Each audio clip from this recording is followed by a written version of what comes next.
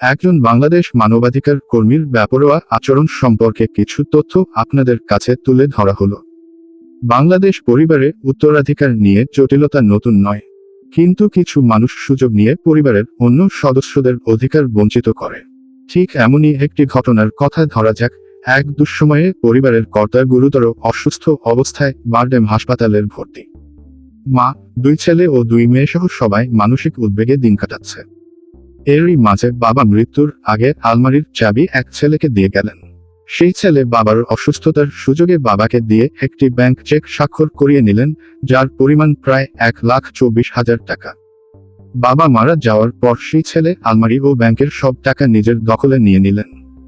পরিবারের অন্য সদস্যদের কোনো অংশ দিলেন না, বরং প্রতিবাদ করলেই দেখাতে লাগলো মামলার ভয়ভীতি। এখন প্রশ্ন, এ ধরনের আচরণের বিরুদ্ধে আইনগতভাবে কি করা যায়? বাংলাদেশের আইনে উত্তরাধিকার বা ইনহেরিটেন্স সম্পূর্ণভাবে ভাগ হবে শরীয়ত বা প্রচলিত আইনের বিধান অনুযায়ী। কোনো এক সদস্য নিজের ক্ষমতায় পারিবারিক সম্পদ ব্যক্তিগতভাবে দখল করতে পারে না। বাবার অসুস্থ অবস্থায় জোর করে চেক স্বাক্ষর করানো বা প্রতারণামূলকভাবে টাকা নেওয়া আইন অনুযায়ী ফৌজদারি অপরাধ হতে পারে। 1. স্থানীয় থানায় সাধারণ ডায়েরি জিডি করা। 2.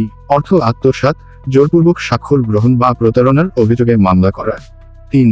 উত্তরাধিকার বিষয়ে সঠিক অংশ পাওয়ার জন্য সিভিল কোর্টে পারিবারিক মামলা করা। 5.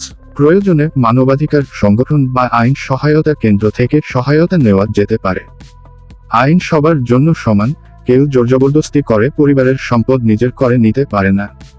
সচেতনতা ও আইনি পদক্ষেপই পারে ন্যায় বিচার নিশ্চিত করতে।